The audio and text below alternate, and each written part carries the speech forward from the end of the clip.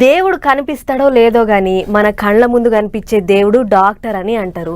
ఎందుకంటే ఒంట్లో ఏ సుస్థి చేసినా వాళ్ళ పనితనంతోనే మనిషిని మళ్ళా కోలుకునేటట్లు చేస్తారు. అగో పాపం అట్లనే ఒక తమ్ముని పానం పోయినంత పని అయిందట. ఆయన కూడా డాక్టర్ మేడం తన తెలివినంతా ఉపయోగించి ఆ బాబును మళ్ళా బతికిచ్చిందట. పోయినాయి అనుకున్న పానాలను తిరిగి నిలబెట్టిన డాక్టర్ ముచ్చట మీరు కూడా చూడర్రి. కరెంట్ షాట్ కొట్టి జీవిడ్చిండు అని అనుకున్న పొల్లగాని దగ్గర అయ్యవ్వలు శోకం పెట్టి ఏడుస్తుర్రు. దాకాన కన్నా కొంచెం పోదాం బతకపోతాడా అనే ఆశతోని ఎత్తుకొని ఉరుకుతుంటే అంతల్నే దేవుడు తోలినట్లు అదే తోవంట పోతున్న డాక్టర్ రవలి మేడం చూసి ఎమ్మటే బండాపిందట. గిద్ద గిద్ద ఉరుకొచ్చి ఏమైంది ఏం కథ అని అడిగి ఏడుస్తున్నోళ్లకు ఏం కాదని ధైర్యం చెప్పింది. తమ్ముడు సాయిని బతికిచ్చేతందుకు ఎంత తిప్పల పడ్డదో చూడుర్రి.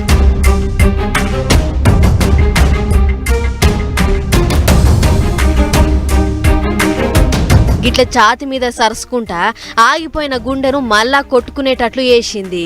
పోయినదనుకున్న పానాన్ని వెనక గుంజుకొచ్చింది. ఒకళ్ళను నోట్ల నోరు పెట్టి గాలి ఊదమని చెప్పి డాక్టర్ మేడం తన ప్రయత్నం తాను చేసింది. అటు ఇటు అనకుండా రోడ్డు మీదనే 7 నిమిషాలు తనలాడి మొత్తానికి అయిపోయిండు అని అనుకున్న పిల్లగానికి మళ్ళా ఆయువు పోసింది. ఇక చూడుర్రి ఎట్లయిందో మేడమే చెప్పుకొచ్చింది. నేను కోదాడి నుంచి వస్తున్నానండి. వెనక్కి మా నాయనమ్మ గారిని దింపి వస్తున్నాను. ఆ వేలో నాకు బాబు ఇట్లా కనిపించాడు అన్కాన్షియస్గా. నేను వెళ్ళి అడిగాను ఏమైంది అని అడిగితే వాళ్ళు ఇట్లా ఎలక్ట్రిక్ షాక్ కొట్టిందండి, ఏం కదలట్లేదు బాబు, మాట్లాడట్లేదని బాధపడితే చెప్పారు. నేను ఇంకా అప్పుడు వెంటనే బ్రీదింగ్ పల్స్ చూసి నేను ఇంకా ఇది సిపిఆర్ స్టార్ట్ చేయాల్సిన కేసు అని చెప్పి నేను అక్కడే రోడ్ మీద పడుకోబెట్టి సిపిఆర్ అనేది స్టార్ట్ చేయడం జరిగిందండి. గదన్నట్లు ఈ డాక్టర్ మేడం పుణ్యాన పొల్లగాడు మళ్ళా నవ్వుకుంటా ఇంటోళ్లతోని ముచ్చట్లాడుతున్నాడు. అందుకే డాక్టర్ మేడమే లేకుంటే పిల్లగాడు బతికేటోడే కాదని మేడంను మస్తు తారీఫ్ చేస్తుర్రు.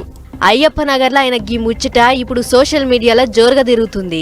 కనిపించే దేవుడు డాక్టర్ అంటానికి ఇంతకంటే గొప్ప ముచ్చట ఏముంటది అని నెట్టన్నలు కూడా మస్తు కామెంట్లు రాసుకొస్తుర్రు.